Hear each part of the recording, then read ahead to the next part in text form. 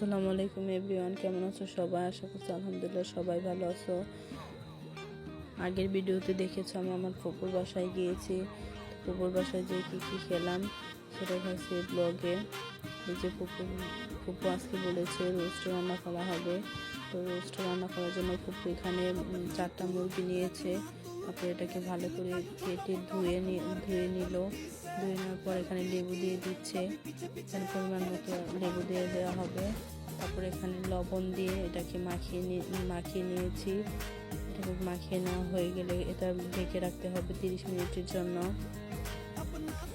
30 minute পর এই যে দেখো এটা এখন ভেজে নিব।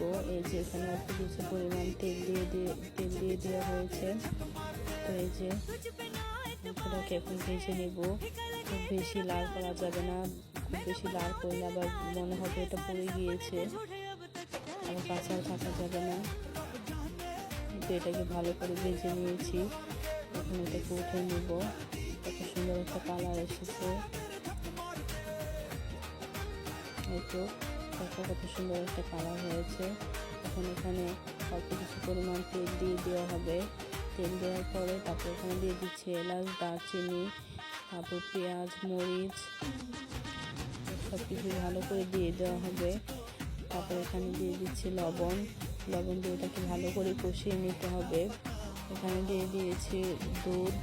গরুর দুধ দিলে বেশি ভালো হয়, গুঁড়া দুধ দিলে বেশি একটা ভালো হয় না। তারপর এখানে দিয়ে দিচ্ছি টমেটো সস।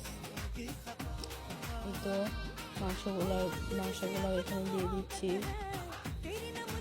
এটাকে ভালো করে এখন ঢেকে দেবো। ভালো করে একটু নেড়ে দিয়ে এটা ঢেকে দেবো। এই তো একটু পরে দেখো কত সুন্দর একটা কালার এসেছে এবং স্মেলটাও খুব দারুণ হয়েছে। এই তো রোস্ট রান্না করা হয়ে গিয়েছে। এখন এটাকে নামিয়ে নিচ্ছে একটা বাটিতে। এই তো আজকের ভিডিওটা এই পর্যন্তই। দেখা হবে নেক্সট ভিডিওতে। আল্লাহ হাফেজ।